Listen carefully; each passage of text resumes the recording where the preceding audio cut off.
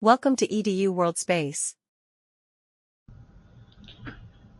You really have to focus on the outputs if the input is -2. So the output on function g, when the input's -2, you get an output of -1 according to the graph. And on function f, with an input of -2, you get an output of -8. So when you think of f plus g of -2, you need to think of this as f of -2 plus g of -2. And from the graph, f of -2 is the negative, well, actually I have that backwards. F of -2 is technically -8. G of -2 is technically -1. I have those backwards, but the output is the same, -9. F minus g of -2 is f of -2 minus g of -2, which would be f of -2, which is -8, minus g of -2, which is -1. -8 minus -1 is -8 plus 1, or -7.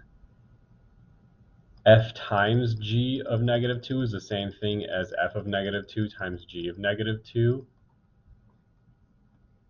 This would be f of -2 is -8, g of -2 is -1.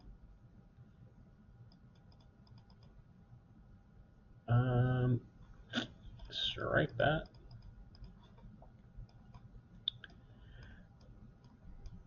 And you get -8 times -1, which is +8.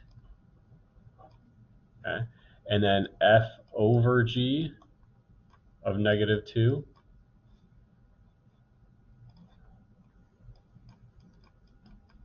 would be f of -2, which is -8.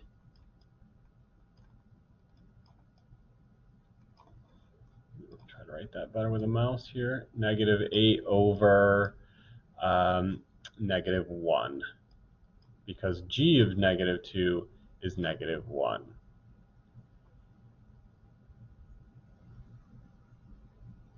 And that would be equal to +8.